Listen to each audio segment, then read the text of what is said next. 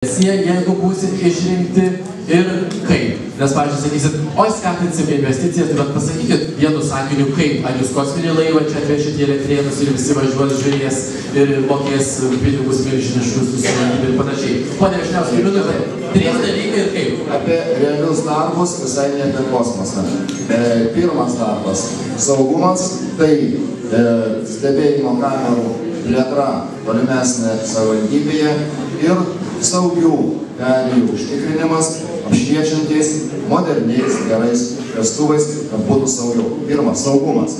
Antras elementas, ką pritars be abejo ir programos įsirašė ir daugelis čia esančių, tai uždavinys ilgalaikis per kadenciją sekančią bus pastatyti ir veiks kultūros namai Vievėje. Ir be abejo, trečias dalykas,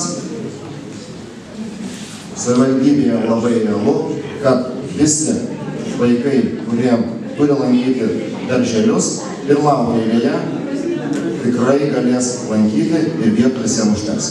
Ačiū. Socialdemokratų partijos kandidatas Alvydas Vyšniauskas čia buvo, ponas Kęstutis Vaitukaitis, Liberalų sąjūdžio kandidatas. Minutė, 3 darbai ir kaip.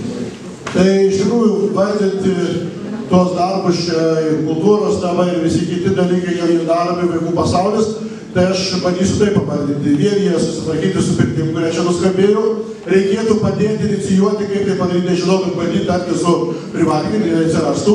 Antras darbas labai svarbus Elektrėnuose baseino renovacija, kadangi jis tikrai šiandien apgailėtų būklė, lyginant su kitais.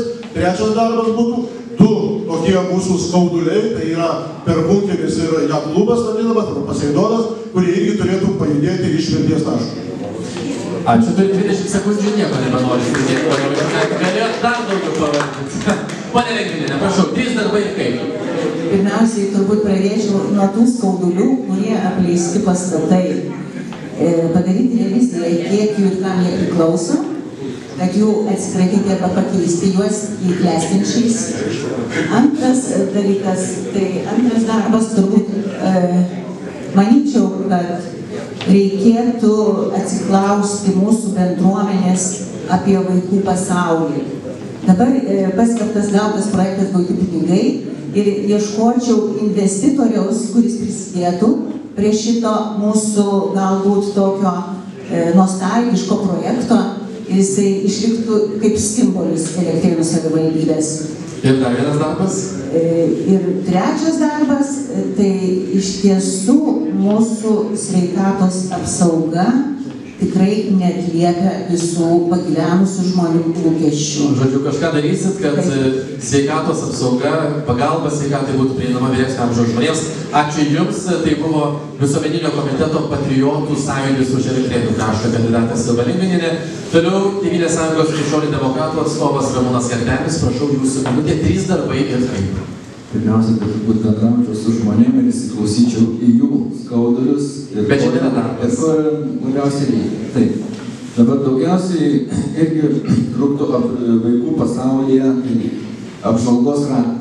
Aš manyčiau, kad jį reikėtų sutvarkyti, jeigu nereikia, kai dabar sakoma ekspertizė, aišku, kad finansavimas gautas, jis bus griaunamas. Tai arba jį sutvarkyti, arba pastatyti naują, nes čia yra Elektrėnų simbolis. Toliau reikėtų padaryti vaikų darželį, kad būtų užtikrinta, ne tai, kad užtikrinti visi vaikai, bet kad vietų būtų laisvų. Kad galėtų tiek iš Vilniaus, tiek iš Kauno, nes Elektrėnų yra tarp Vilniaus, tarp Kauno, galėtų didžiuotis, kad mes turim laisvų darželį vietų, ateikit pas mus, kurkitės, gyvenkit ir visos sąlygos yra sudarytos. Ir 9 sekundės. Ir toliau baseinas, kuris turėtų būti renovuotas, sutvarkytas, kad galėtų ne tik tai statyti ir plėtra, ir vaikams visokie kalneliai ir visa kita, kad galėtų mūsų savivaldybės gyventojai atvažiavę praleisti laiką, nevažiuoti ten į Trasalį kažkur, tai Druskininkus ar kitur, o būti čia Elektrėnuose. Taip, ačiū. Ponas Ramūnas Kartenis, toliau Raimondas Ivaškevičius, Valstiečiai ir Žalieji. Prašau. Visų pirma, tai reikėtų grąžinti pasitikėjimą vietos gyventojų, mūsų savivaldybės tarnautojais. Daug tenka dabar važinėti, bet mažas gyvenvietės, kaimelius Tai žmonių skundai tokie tiesiog mūsų negirdi, mūsų neklauso, mūsų prašymų nevykdo taip toliau. O prašymai yra labai paprasti. Gatvė nuo sovietmečio laikų neasfaltuota, išdaužyta, vieną šviestuvą pastatė, kitą pamiršo. Vienu žodžiu, ūkinių tokių reiktų išvykų pas gyventojus, gal netgi tarybos mastu, kad pamatytų visi ir žinotų, kad čia reikia būtent paprastas pavyzdys, Lazdėnų gyvenvietė. Gerai, pirmas darbas tvarkyti žmonių ūkį ir labiau girdėti darbą. Taip, labiau.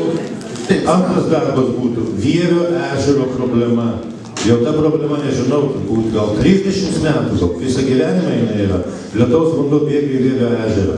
Ne visi gyventojai yra pasijungę į nuotekas valymo. Vanduo užtirpstas puikus ežeras, visą vasarą žydi. Liaudiškai tariant. Reikia sutvarkyti ežerą. Trečias darbas labai trumpai 2 sakiniais, nes laikas baigėsi. Trečias darbas - ieškoti investitorių. Kaip ir visi čia minėjo, ieškoti investitorių tiek tam pačiam Poseidono pastatui. Turime puikią galimybę Elektrėnuose išvystyti taip vadinamą sporto turizmą. Ir Vilniaus ir Kauno esame.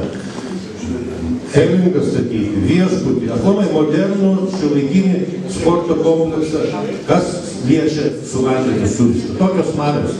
Mes neišnaudojame savo galimybę. Ačiū, Raimondas Ivaškevičius ir paskutinė kandidatė į jūsų merus, visuomeninio komiteto nepartinė savivalda atstovė Jūratė Balčiūnaitė. Prašau, minutė.